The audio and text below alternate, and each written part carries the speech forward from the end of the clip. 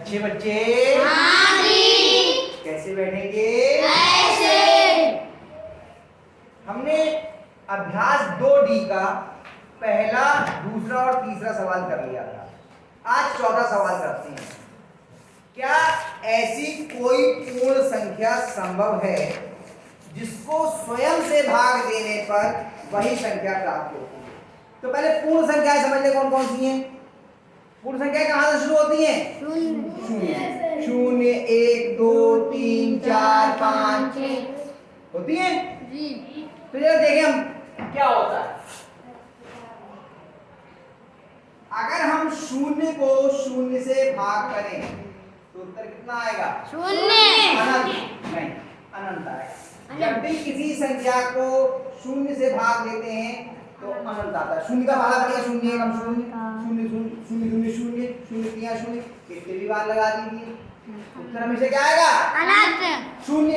इसका मतलब शून्य को जब शून्य से भाग देंगे तो उत्तर कितना आएगा? अनंत। अनंत। तो बड़ी संख्या तो नहीं है, इसका मतलब ये संभव नहीं है। जरा एक को एक से भाग करें, एक को एक से भाग के कितने बार जाएंगे? एक एकम एक। यानी जिस संख्या को उसी से भाग किया तो एक आ गया। जरा दो को करके देखें, दो को भाग करें दो से, और दो का पहाड़ा बढ़िए दो। कितने बार गए? दो। दो एक का एक बार। हम चलो तीन को करें तो तीन एकम तीन। यानी अगर किसी भी संख्या को उसी से भाग करते हैं तो उत्तर कितना आता है? एक। केवल शून्य की स्थिति में उत्तर अनंत आता है। उत्तर कितना आता है? तो क्या वो पूर्ण संख्या संभव है जिसको उसी से भाग करें और वही उत्तर आ जाए? है। कौन सी वो संख्या? एक। वो संख्या कौन है? एक। एक को अगर एक से भाग करेंगे तो उत्तर भी एक आएगा। यानी किसी पूर्ण संख्या को अगर उसी संख्या से भाग करें तो उत्तर कितना आता है? एक। तो वह पूर्ण संख्या कौन सी हो गई? एक। तो क्या लिखेंगे? हाँ। क्या ऐसी पूर्ण संख्या संभव है? हाँ। वह संख्या, वह पूर्ण संख्या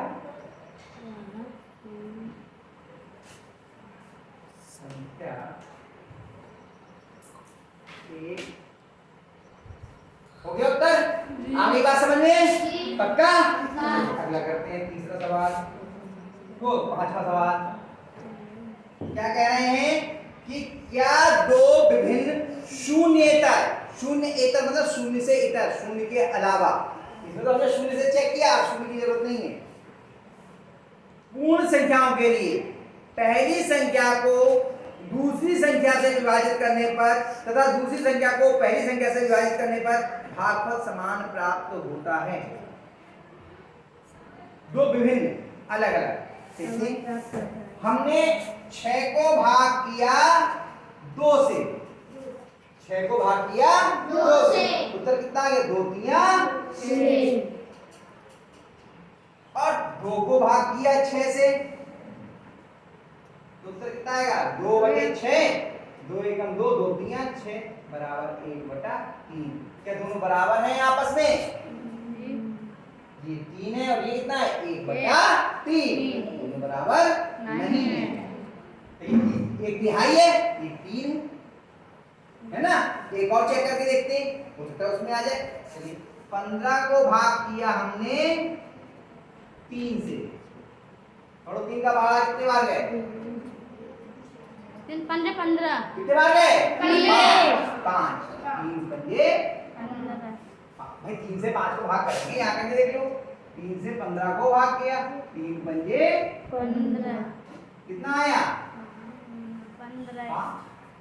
15 नहीं 5 आया। कितना आया? 5 है ना।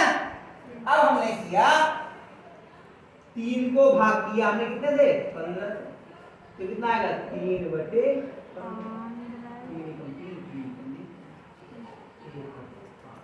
क्या बताओ ऐसी संख्याएं संभव हैं अलग अलग जिनसे एक से उत्तर आ जाए? नहीं, ऐसी संख्याएं संभव नहीं। इसका उत्तर क्या जाएगा? ठीक है, आया समझ में? ये हमने उदाहरण से आपको समझा दिए, सीधे उत्तर नहीं लिखा ताकि आपकी समझ में आ जाए कि इसका उत्तर हाँ या ना क्यों? समझ में आ गया? बस इसको उतार लीजिए, अध्याय आपकी पूर्ण हो गई, अभ्यास भी पूर्ण हो गया, अध्याय भी पूर्ण हो गया। अब नया अध्याय शुरू करेंगे, ठीक है? उतार लीजिए।